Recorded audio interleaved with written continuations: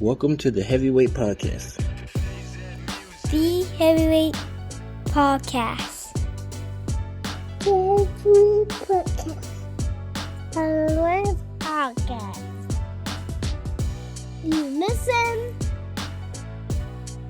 We can weigh in on some heavy shit, you know.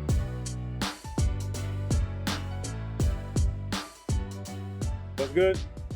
This is the Heavyweight Podcast, episode 44. Shout out to Obama.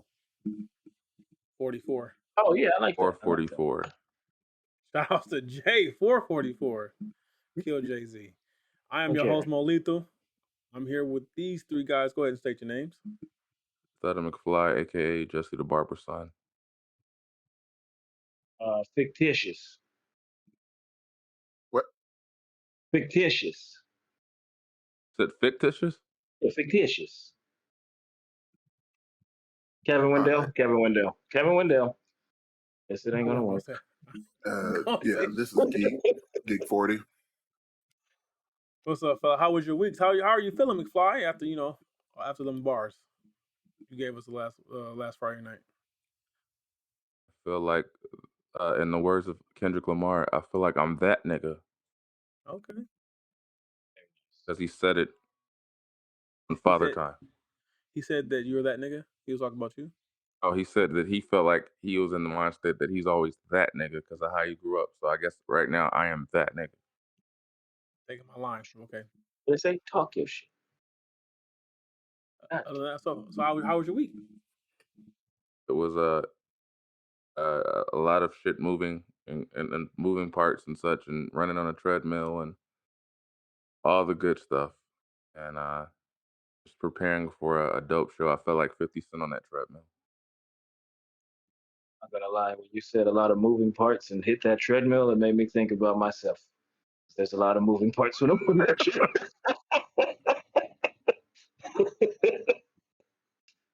Sorry, titties. Your week, Mr. Wendell? Yeah, it is hot, man. I'm outside. I work outside, and it was hot, and I was angry, but it was good. I got to go to work, and so you embody ham bone this week, huh? Yeah. I was ham bone. Whatever, Mr. Jenkins. I didn't want to say anything. You do look a little darker. I probably am. It usually starts on the forehead and the neck.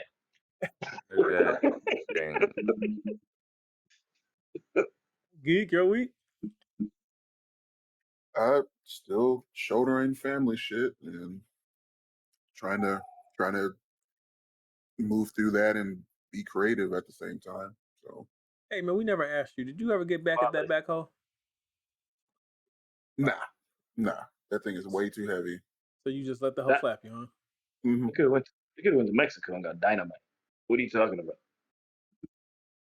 It's only a couple hours. We could have got dynamite from Mexico. They sell you everything. And that backhoe would have been no mo. There you go. You do realize we live in a dry area, right? Okay, we got firefighters. I pay my taxes. Thoroughly confused, Keith. When did you get soft? I'm not trying to go to jail. I am way too pretty to go to jail. So we black. They ain't gonna never think we use dynamite. Excuse me? You said you're too pretty to go to jail? I mean, look at this face. Has another man called? Are you taking advances recently? Not recently. I mean, I've been called pretty before. Yeah. Did you go to? Were you in Palm Springs with Kevin? No, it was not in Palm Springs. It was in Long Beach. Was it West Hollywood? It was Long Beach. West Hollywood? In Long Beach? Yeah. A dude called you pretty. He must have been fresh out. In Long Beach. In Long Beach. That's wild. When was the last time? Never mind. I'm not in this. There's an area there. That's all I'm gonna say. So they got a district. Mm-hmm. That's what's up. I didn't know there was a Long Beach district like that. It was down by Shoreline. Actually, yeah, it wasn't that far. Is that where all the down lows is at? I shouldn't say it like that. It was by Shoreline. Definitely was not down low. Were you at Shoreline Village or were you at the outlets? Near the outlets. I know you was at. And Where you've you been got it from? cooperating there too much.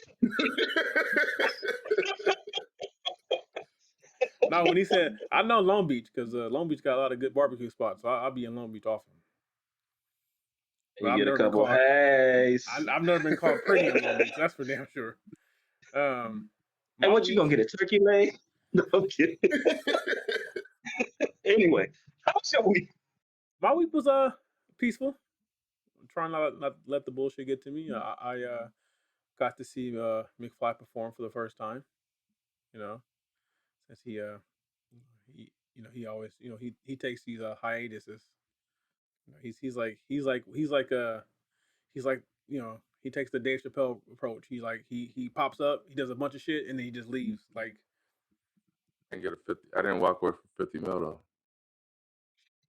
I went, Hey, let me tell you something. I feel like if I'm in Dave's position and I could walk away, that's some gangster shit.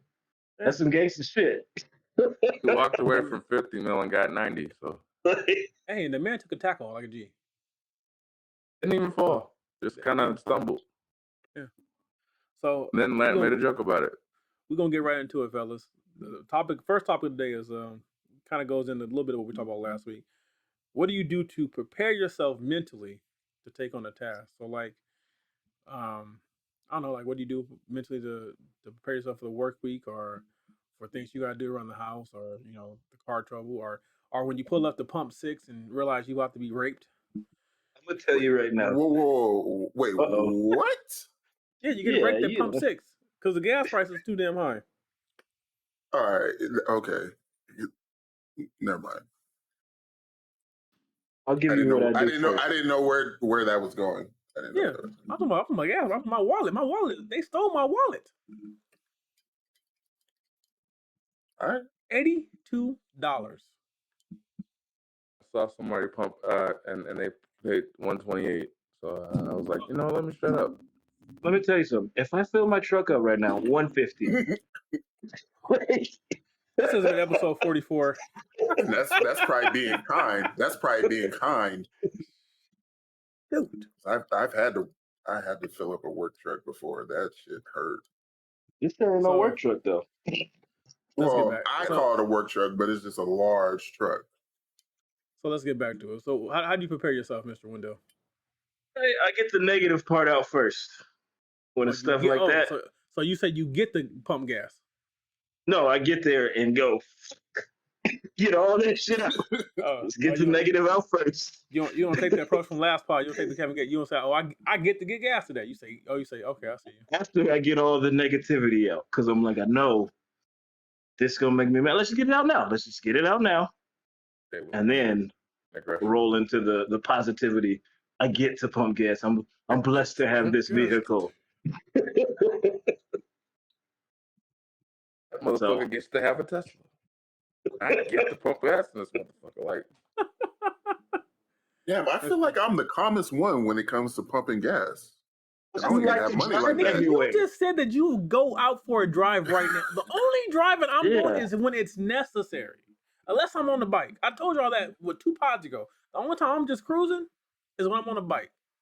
I've just accepted that gas is going to forever be high, so there's no point in me trying to fight the pump when I get there. So you like fighting the pump? I'm fighting the power. Fishing in a thunderstorm. Yeah. Fight the power. Yeah. Oh, look at that was unison. You did that in unison. But for me, like I said, I get that negative out first. Your approach, sir? I go on walks. Walks. Long walks. Like over on here, it's peaceful. On the beach? In my neighborhood, it's peaceful. I take walks. You sold your beach house? Got no damn beach house, man. I'm lying to these people.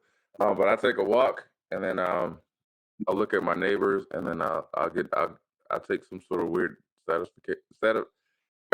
I'm sorry, and knowing that most of the neighbors I have that are black are well off than other people, so it makes me feel good.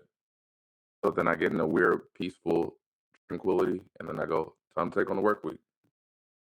Okay. But it's a weird thing, like when I look around, because I'll be like, damn, like you'll see, like the obvious people that with the flags hanging off the back of their lifted trucks, and they're fucking speeding through the neighborhood. But then there's Kevin.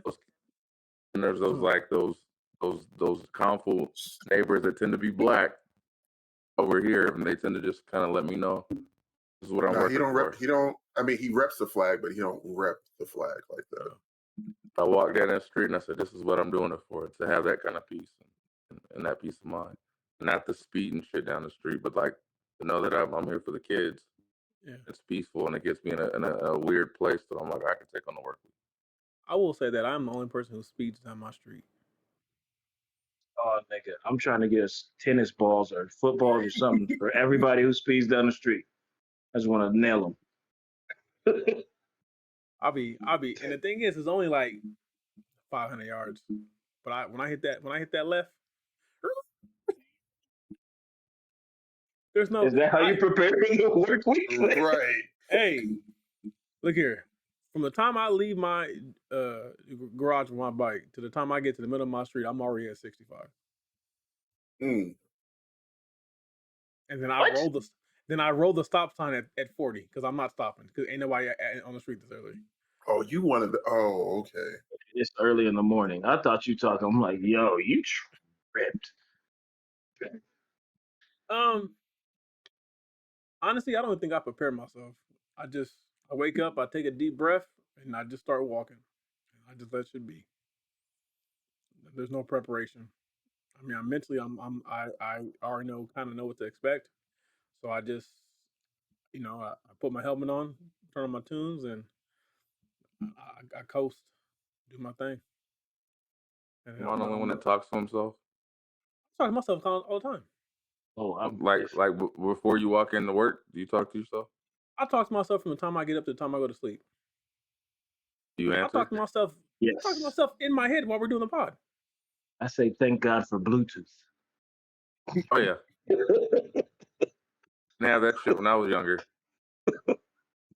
Those random walks in neighborhoods where motherfuckers look at them like, who is he talking to? You're like,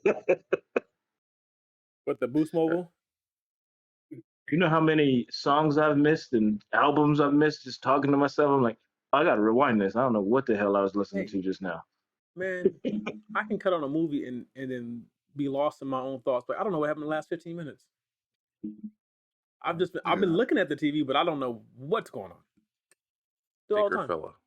It's a lot more internal. I do a lot more internal dialogues.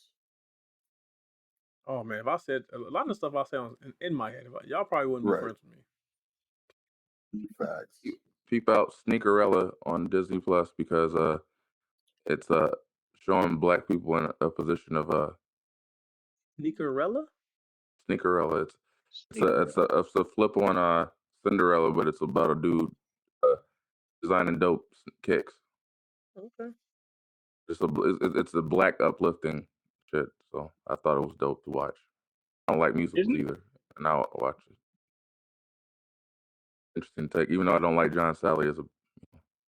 I don't know how he's the focal point of that kind of. I was like, come on, John Sally, you couldn't find.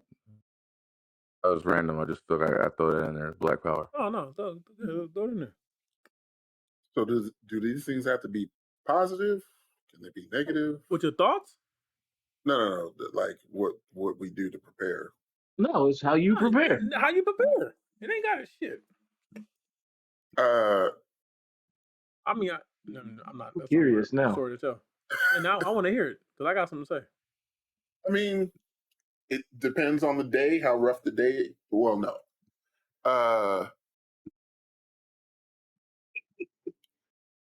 Shots sometimes help. Oh, okay. Shots sometimes help. Tequila, bourbon, whiskey. Vodka, I am a bourbon or mainly bourbon.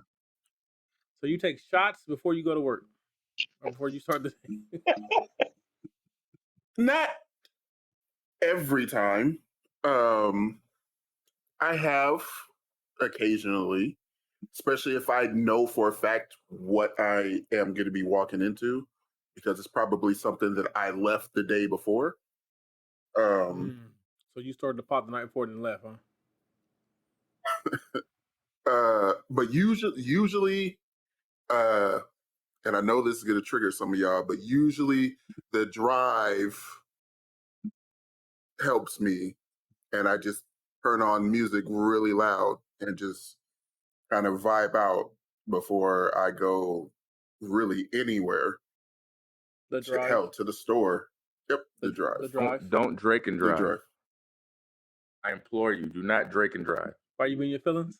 On occasion. You'll be in your feelings the whole fucking. I worked to work one night. Occasion. I didn't feel like talking to nobody, and I was on Drake shit. I was in my feelings the whole fucking night. Yeah, that's an extent. Crying and shit. Imagine getting pulled over. They're like, "What are you crying for?" Don't worry about it, man.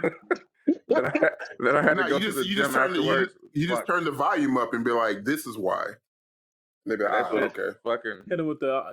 Do not Drake and drive. Yeah, Marvin's room. Are you drunk right now? Shit. You ever get nervous? Hey Keith, I think you should play like Pantera, like loud as hell, and that just to confuse people. Pantera. Just to confuse people. It's funny. It's funny you say that, Kevin, because what I've noticed is that if I'm listening to my rock music while I'm on my bike, I ride more aggressively. Where if I'm listening to like R&B or hip hop, I'm kind of just like I'm zoning. But if I got if I'm playing like some Disturb or some shit in my ear, I'm like everybody get the fuck out the way. I've seen you ride Marisa on your bike and rhythm and shit, swaying and shit on the bike. Like, this nigga swaying on his bike. Sometimes how versed are y'all with like Adult Swim of the past? Very. Like comedy, like Cartoon Network. Do you remember? Yeah. Okay. Do you remember that heavy metal show that they used to show? Mm-hmm. Yeah. So I, on occasion, do follow that band and play their music, and the looks I get is hilarious. Hilarious. Look here, man. I'm gonna say it. Miley's dad, Billy Ray Cyrus, I bumped that shit. Oh. He be mean on that guitar. I don't care what nobody say. I don't care. No, I don't. Billy Ray Cyrus. Ain't nobody hating on Billy. Hey, look here, man. I mean, some people break your heart. Hey, he be man. Billy, he mean on that guitar. Old Town Road. I'm talking about. I don't know the news. I'm telling you. Was that Achy Breaky Heart? Old Town Road. But then I flipped on you. I go from that to like some Grateful Dead. You be like, what is this nigga? No, I'm not high. I enjoy it. It has a nice rhythm to it. See, Grateful Dead is the only rock music I can like listen to. I like this. Okay, cool. I will say I have to be in the mood though. I have to be in the mood for it. Like I'm still pretty close-minded when it comes to my music, but there's moods. You never get into that emo rock high school shit and be in your feelings? Yeah. Oh, often. I have a whole emo playlist. I hate myself when I'm done with it too. You don't just randomly start playing the Killers. You're like, man. I just start ripping shit. I guess we really all do have a very. And he's looking. I guess we all have very different approaches on how we tackle. You don't have an emo playlist? His emo playlist is Drake. Come on, Drake is an emo rapper. He all over the place. Most of the rappers I listen to are emo. Name 3 emo rappers. Mm-hmm. Joe Budden. Okay, Drake. Goddamn, you got me. Drake. This latest Kendrick Lamar album that we should be touching on this week. That should have me all in my feelings. Okay, let's talk about it. Shit, we got time. I fuck with Juice WRLD. Yeah. Hold on. Let me ask y'all this. Kodiak Black. Hold on. Kevin, Keith, have you guys heard the album? All right, stop. Kodak Black's verse. Kevin, Stutter, what's your takes on that verse? Kodak. Felt like it was very honest. I've always liked Kodak.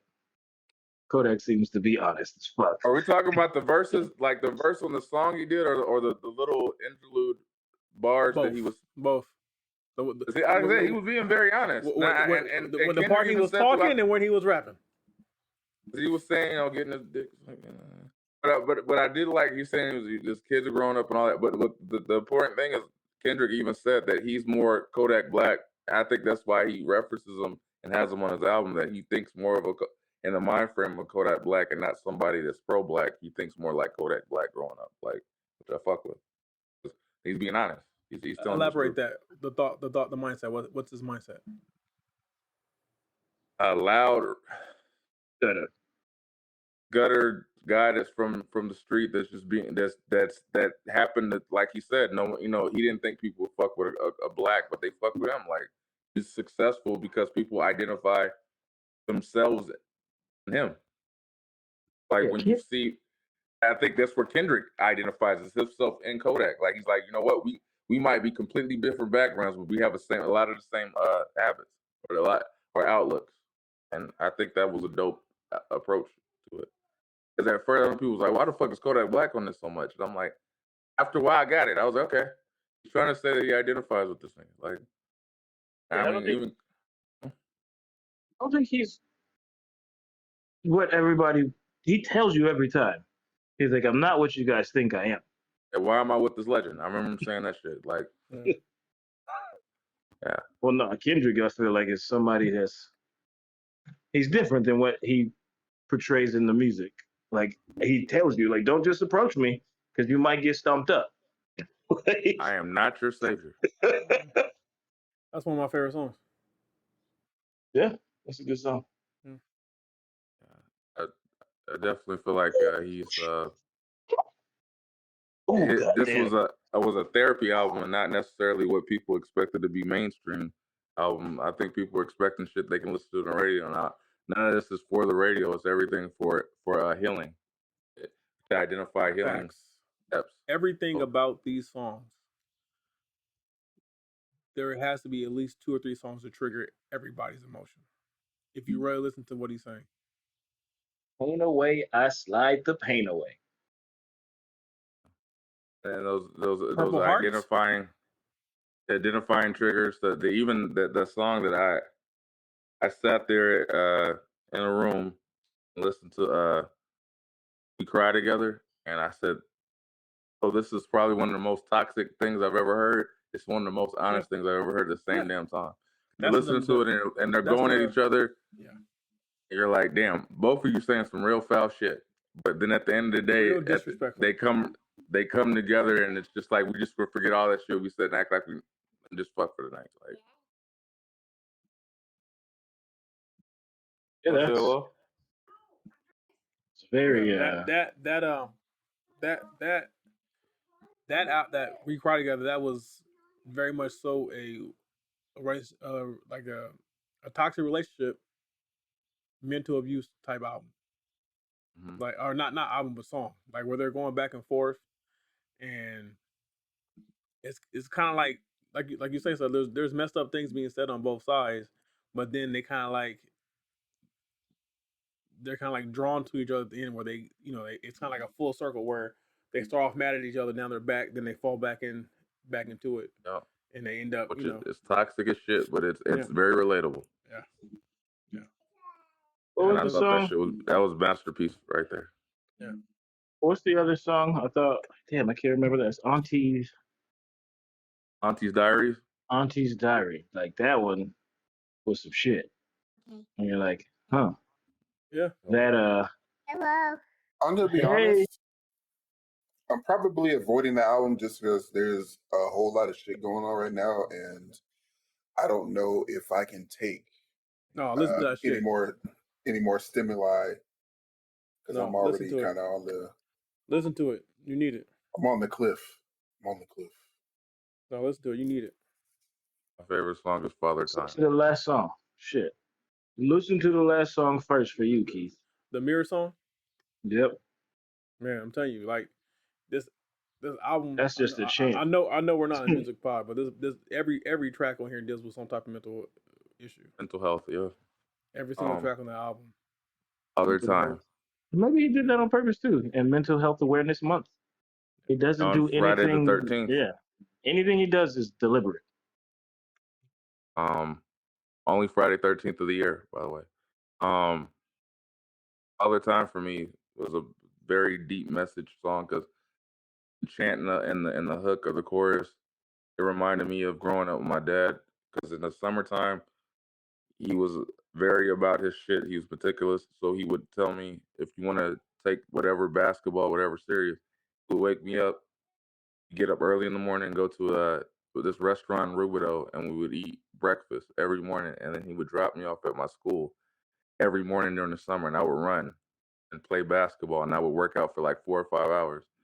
And like when I hear the hook, and he's saying, early morning wake up, like, and I'm like, all that things makes me remind me of my dad, and he's talking about his dad, and that's like that shit really got to me to a point where I was very emotional listening to that song because it reminds me of my dad so much. So I thought that this whole album is fucking healing for me. The part of that song that got to me was the "Don't cry, hold your head up" part. Yeah. Like the don't be soft. Don't let them see you be soft type deal. And the whole don't trust the whole mentality of don't trust nobody but your mama and them. And then the whole looking for love and never receiving it because my dad never said I love you growing up. So it was one of them things you just understood what it was. Like anyone watching or listening, I implore you, even if you don't listen to rap, like just listen to the songs on these albums, listen to his words, and just you're going to find something relatable, 100%. Album of the year. Excuse I me, I'm sorry. Feel emotions though. You got to feel these emotions. Hey, like Wendell said, sometimes you got to feel the feels. You got to feel them. And the truest statement is, I choose me. I'm sorry. Facts. That go to everything. Right. So we're gonna go into this Reddit. We're gonna do a couple Reddit things, and we're gonna get out of here. The title says "No Longer Dead Inside." No longer dead inside. I've been living life. I've been living a life of a shell, one with no meaning or care. I couldn't even care if I died the very next moment. However, with hard work and determination, I began to overcome the trauma I was handed. I have faced my emotions I long since avoided, pulled myself out of the pit, which was once my life. It has been 4 months now since I've changed almost everything and have developed the desire to live, to experience, to witness the beautiful creation known as Earth. The only problem, I've gained a new sense of life, the understanding of mortality, and now I'm afraid to die. Anytime my body acts out of whack, I begin to panic. I remember thinking that I was just starting living. I can't die now. I didn't get a chance to experience life yet. How does one live with such fear? How do I keep myself calm because I understand death is inevitable? Why does it hit me so hard? These are questions I can't find an answer to. What do I do to ease this fear and anxiety? Any advice would be greatly appreciated. McFly? I thought he was living life. Like he got over a hump. He is living life now, but now he's afraid of his life being over. I mean, when you're living in the moment, I don't think you should be thinking about that. But if the only thing I say is it's inevitable, but just you got to make the best of the today. Make the most of today. As I said, we're not promised tomorrow. None of us are. So make the most of today. Try not to fixate on what is to come because we don't know our fates. But at the same token, we don't. You can't control anything. There's no promise. You can get hit by a bus an hour. Facts. Like you can like you could fucking drop dead of a heart attack. We don't know, so it's like there's no point in obsessing over it. You never know. Just enjoy the moment. Mr. Wendell? I think whatever they did to get out of that dark space they were in, they should try to practice that to enjoy the positives that they already can see more, and try to apply that to like because that's an obsessive thing for no reason. Like Andy said, you can't control that. Like you can't control when it's going to happen. You just know it's going to happen. So why fixate on it when there's so much beautiful stuff that you get to absorb now? So start absorbing it and not worry about it. Like if you go, you go, and you're part of it now. Like that's the whole thing is I know that's some weird hippie shit to say, but it's like when you go, you are now a part of the whole thing because energy doesn't die. It doesn't go anywhere. It's just recreated. So now you're a part of all the beautiful stuff that you see. So don't fixate on it. Just be happy that you get to be enjoying it at the moment. And then when you go, you are now a part of it. You been on And LSD pills? at one point in my life, yes. Look at the Heavyweight Podcast and what it became, and where it spawned from. That energy is forever existing. Yeah. It's your lift to us. Yeah. Keith? This sounds like a classic overthinker. It's one of those things where, from what it sounds like, there's a lot of positive that's going on, and he's not used to it. He's used to something different. And so now that things are going well, the first it's probably well, it is the first thought. The first thought is, well, fuck. It can be gone at any time. And like now he's getting paranoid. I can kind of understand it, being a overthinker myself, where he essentially, how I'm interpreting it is like he wants the good times to continue. Despite that, there's this lingering, like, uncontrollable thing where it's like, fuck. I finally got to a positive place, and now it can be gone at any point. Like I've endured. I'm at a good place, but there's just this lingering feeling that it can just be gone and like a snap of a finger, and it's I kind of have a. it's hard. I mean, it's kind of hard to explain unless you like go through it yourself. It's sometimes it's uncontrollable to get to that place where, like, of course, like all this positive stuff is going on, but sometimes uncontrollably, like these thoughts just kind of creep up. So it's one of those things where, um, But aren't your thoughts really, uncontrollable anyway? huh? Hold on. Your thoughts are uncontrollable, right? Partly. Partly, but it's one of those things. Your thoughts are trained. Obviously he needs to speak to somebody first off. Just he doesn't need to keep these thoughts to himself. He needs to have an outlet. It doesn't necessarily need to be like, um, how do I say this? It doesn't necessarily needs to be like someone that's just gonna be like, oh yeah, no, those thoughts are wrong, blah blah blah blah blah. No, it's just he needs someone to listen to what he has to say. You're probably not going to change his mind. He got to do that on his own, but he just needs that outlet to get it like out of his mind and just out in the open. I agree with all you guys. I would just say this. I would add this. I think the problem is that you went from one extreme to another. Yeah. And you realize, hey, you know what? Everything I was afraid of is actually really good over here. So it's a case where you need to find balance, but then you also need to understand that nothing is really in your control. Very, very few things you control. And the things you can control is what you think, what you eat, what time, things like that. You can control things like that. Where you work, how long you work, stuff like that you can control. Anything involving the outside world or living, you have little to no control. I'm not gonna say you have no control, but you have little to no control.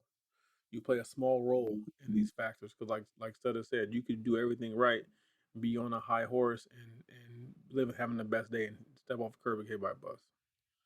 So you have no control. So my advice to you, sir, would be to don't live in fear, because when you start living in the fear of death, you'll stop living. It almost seemed like too, like he created one rebrand of a fixation into something else. It was like he was over here suffering from this. He's like, I got this shit right, and then it flourished back up into something else, and it was like there might be an underlying issue. So why it is you went from one but like it shifted over. It was like, all right, cool, I got this under control, and then it popped back up as something else. Yeah, Maybe that's there's why I something said else. it's a classic overthinker. Like Yeah, it's always because one extreme to another. the reason why they say an addict will always be an addict is because it's true. You may not you may no longer partake in drugs, you may no longer partake in alcohol, but you're going to fixate on something. You're gonna be fixated on one thing in particular, and that's what's going to drive you. That's what, because you're going to have an addiction of some sort. Yeah. Because addiction is a behavior issue. It's just how you express that addiction or that issue differs. That's why there's extremes to everything. There's people with food addictions, drug addictions, alcohol, sex addictions. In Sutter's case, masturbating. You know, there's all type of Masturbation, you know, you know, food. yeah. There's all types of addictions. So you have to, at the end of the day, you have to cultivate your mind for the balance, because it's all about the balance. I Did mean, it once, it's easier said than done, but it's about the Right. balance. but they did it once, so it's like they know the Yeah, steps. They gotta. yeah. It's kind of like they swung the pendulum, but then they didn't stop in the middle. They let it keep Yeah, going. They went to the other side. So and that can happen. I'd say get help, sir, and live life. Don't worry about death, because death's gonna come for you no matter what. That's what I The would say. fear. I'm So, digital, so I'm gonna live forever. all right, Android. Um, the next I'm title, gonna watch Jexy tonight. the next plug me in, Phil. The next title is "How Can I Repair My Marriage?" It says, "I Joey, would I would greatly appreciate advice from couples who've been cheated on.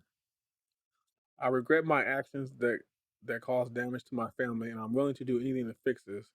How did you or your significant other get through cheating?" So I take it that he cheated on his wife. that's And what it now he's sound trying like. to, and now he's trying to, and now he's And trying to get back in her good graces. need more details. That's all the Say it details like he this. gave, sir.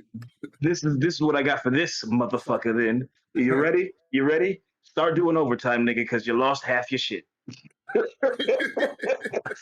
But like I said, more detail is needed because you never know what the situation is. You don't know no. if it was somewhere salvageable, or if it's somewhere Well, yeah, it's a no go. I mean, because you slept with some random woman, you might be able to salvage that. If you slept with her sister, that's no coming back. Yeah. So It's it's like not. I need more details. You cheated, but all right, did you cheat to the My wife degree of literally like, told me this week that if I cheat on her, she better look good. It better be worth it. damn. But anyway, our point is you need more details because you never know like what the scenario is. Like if it's like Yeah, somewhere like if they had issues before, she could have cheated. I don't know, like back in the day, and he's got like, I don't but think it's she like one cheated of. because he wouldn't be looking for help. He would be like, it'd just be payback. I mean, This I'm is just a saying help that the me, details. please. Yeah. I'm just saying all in detail. Like you never know what their past was. Like My if they had a rocky past, if they were solid, and he fucking just went left. Like my See, honest my response to him would be, sir, at this point in time, you are at her beck and will. yeah, if yeah, you ask him, Because all you can do is, you're the one. This goes to either way. This is in life. When you're the one who fucked up, you can't decide the timetable for the other person to be okay with it. It's their timetable. Now, granted, there's a limit on that timetable. Now, it's not don't a lot of people say, "Oh, I forgave him or I forgave her," but then you constantly bring that up every time there's an argument. That's not, you didn't really Yep. forgive him. That's not forgiveness. That's you keeping a card in your back pocket to always have a one up on the situation. But what I would say to him is that if your wife is willing to work through this is not going to be a week thing, a month thing. Shit, it might not even be a year thing. This is going to take time, because one thing for sure in life is that trust is the hardest thing to get back. Once you've broken trust, it's hard to attain it again. And not only did you break her trust, you also broke your vows. So it's like it's a double thing. And then if you have children, it's even heavier. So what I would say is, you have to start off by doing little things. You have to constantly be You gotta get your wife your location. My wife always knows my location. My location is shared with my wife constantly. There's nowhere I can go where she doesn't know, and I do that for her peace of mind. Because I'm not doing it because I know I'm not doing nothing wrong. So I don't care. Yeah, I'm over here. Don't ask me where I'm at because you can look where I'm at. So you know what I'm saying? You have to. You're gonna have to be 100% transparent with her, and not. You're gonna have to be transparent and also transparent to the point where you're gonna have to prove your transparency, because now everything that you say from this point on is gonna need proof. So that was What? I just can't do the whole location shit. No, turn that location on. I can't. I just why you have to build. We build from. But here's the thing. That she may not want that, but that if you really want your wife back, you wouldn't turn your location on for 2-3 months to give her peace of mind, because at that point it's about her having peace of mind. It's about her being able to find you when she thinks, when she thinks you're doing something you're not supposed to do, so she can. It's a safety thing for her mental,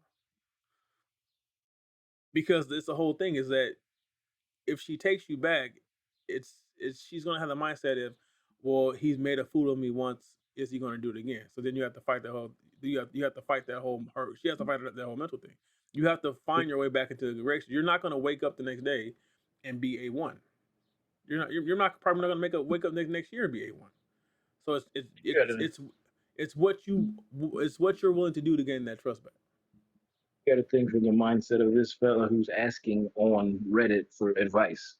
So it's like, you may not subscribe to it, but if you're that far to where you're asking strangers for advice, you might want to subscribe to all of that. He clearly, it sounds like he effed up. He knows he effed up. He wish he wouldn't have effed up, and now he doesn't want to lose his wife. Because if he effed up and didn't really care about having the wife or not, it would be whatever. You know what's going to outcome of this is, right? Oh. You know what the outcome is? What, divorce? Go back down. Joint Facebook accounts.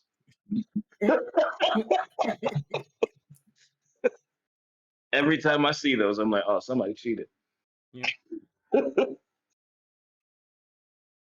This is Carl and Deb. Oh. Yeah. I mean, you can give your take, Mr. Wendell. Well, what? Him? What you gonna tell him? Yeah, what you gonna tell him? I told him if she ain't with it, then you asking us for no reason. Need to be talking to her. Yeah. I said there's not enough detail to know how bad he fucked up. He cheated. It don't matter how bad it is. But I'm saying that the cheating, like if it's on rocky ground, like you're saying it's just cheap, but you don't know the details and what led him to that cheating. Like it doesn't matter. It doesn't matter what led him to cheat. They could have been fighting. Okay, they could have been fighting for 30 days straight. If he cheated, he still cheated. I get that he cheated, he still cheated, but I'm saying there's a different degree to if they were on rocky ground and he cheated than someone who literally just went out of nowhere and cheated. Like there's a difference. Like there's not you can't say one person's he cheated. I'm saying like there's a difference in partaking. Like yeah, you cheated, but at the end of the day, if you were on rocky ground and it led to cheating, then someone who just came out of left field and just cheated on his wife, they've been solid A1 since day one, and all of a sudden he cheated on her. There's a different degree in that burning of that bridge. If there's a rocky ground, they can go to fucking couples counseling and bounce back. But if the other one, it just might be fucking done because he destroyed that fucking trust, and there's no coming back. That's my point. Like, so you're saying if it's rocky, if she's like, yeah, we did this, and I've been like this, and I've been immature, and I did this, and I done this, and I called him this, and I called him a little dick nigga. I did this, I did this. My family did this and treated him like this. Then there's a possibility that okay, some of the shit I did may have led him to want to go do some left field shit. Maybe we go to counseling and fix it. But then if there's the other side, it's just not. It's a gray area. Like it can't just be, well, he cheated. That's it. Like it's not realistic. Like in this life that we live in, it's not realistic the way to look at it. Because if at the end of the day, it's been rocky. She's been doing her shit. He did his, and he's not coming with the full detail. And all of a sudden now it becomes, okay, yeah, you left out that, you guys have been having these issues and you've been separated for this long, and this happened, and now this causes that, then there might be a road to salvation if you're fucking willing to go to counseling for it, or go to a therapist, or talk like couples counseling. But like, if it's just some shit where she's been solid to you this whole fucking time, and you just did some random shit because you want to get your dick wet, then you might not be able to bounce back from that. You know what I'm saying? Like, there's no bouncing back from, I've been A1 since day one and you just fucked me over. Then, yeah, we both had our parts to play in this, and maybe we get to go seek counseling. You know, the most telling about this whole thing is, and it's probably just me reading between the lines, the fact that he's asking the internet, she probably doesn't know yet. He's trying to get opinions from strangers because he can't go to anybody else. I honestly feel like what he's not saying is that if he had a situation where he had his cake, he wanted the cake and eat it too. I just think he's trying to get as many different opinions as possible before he unwraps this unfriendly gift to his He wife. needs to be talking to her. Yeah. Facts. That's what he needs to be doing. But I think the fact that he's asking the internet, he's probably asking the internet first. I don't think he's gone. It don't even matter what the internet says. I mean, but also. Well, for him, it does. Also, to Studd's point, what was their environment in which the cheating happened? That I do think that it's somewhat important. Because as in what? Like them separated? As in, were they separated? Were they rocky before and he went out, got drunk, or this is just a situation to where she thinks everything's fine, but he had a young hot thing at work to pursue him, and he said, "Fuck it, I'm gonna just go ahead and no one's not gonna find out." And now he's guilt tripping himself. I think the telling thing is the fact that he is not, or at least I don't know what the whole conversation is underneath his original post, but the fact that he's not giving any details, that's the problem. Is a lot of details right there. Like whatever he did is going to influence the opinions coming in. So he's keeping it to himself. He just wants general opinions on the situation that he disclosed. He needs to, if he really wanted the advice, he would divulge a lot more information than what was divulged, because it's kind of like you want advice, but you don't want to tell us. That means to me that he probably did more. Right. It's more him, and he did more. Yeah. And he don't want to. And more than once. Yeah, more than once. Because he's like, is it salvageable? And he don't want to be like, well, I did this back in so and so, and he kind of wants to know, is it salvageable before he pulls the trigger on letting this information out. That's why I said I feel like he's going to the internet first because he has nowhere else to go. Because my thing is, or he feels like it. I think I said it 2-3 pods ago. I got too much to lose. Ma'am, your vagina ain't that valuable to me. You can keep it. Yep. Ma'am, I will go buy a fleshlight before I put. Yeah. But I'm just saying, like, the lack of information, the fact that he's going to the internet, I feel like go buy one. He's grasping at straws, and he feels like he doesn't have anywhere else to go, so he's asking the internet first before laying out whatever groundwork comes from it. And I always feel like when people ask for advice and don't give you details, is they know they fucked up. Like they know they're in the wrong. And they're trying to, like you said, they're trying to get one thing that they can try to. I only did it because of this. No, come on now, like it was $13. I mean, flashlights actually light up though. Best reviews ever. No, wait, I mean you can get one that can. Don't ask me how I know. You don't say, is it like per stroke or like? I hope not. Yes. You gotta do more work to make it brighter. I don't know. Okay. With that being said, this is episode 44. Shout outs to Obama, Barack, of the Heavyweight Podcast. I am your host, Molita. We are on everything. Once again, everything. Spotify, Apple Music, Google Play, iHeart, Amazon Music, Facebook, TikTok, Instagram, all that Only shit. cans. We on all that. And I'm with these three fellas here. Say your names, fellas. Fellas for the Adam people. McFly, aka Jesse the Barber son. That nigga raps. And also, he's droopy. Huh? I'm sorry, your name, sir? Girthy Huxtable. Earthly? Girthy Huxtable. Girthy. No, okay, we're back. no. Girthy Huxtable. Moving on. This is Geek 40. Hold on, Did Geek. the next say, Hold on. Did you say Hold on. girthy? Yeah, Yeah, Girthy he Huxtable. did. Hold on. Girthy, do you carry preludes with you? Since your last name Huxtable? Bill Cosby. I just want to know. Are you carrying preludes with you, girl? This is I don't even think they make those no more. This is the shenanigans we get into here. I don't know this dude and his names. Once again, this is episode 44. We appreciate y'all. We love y'all for the support.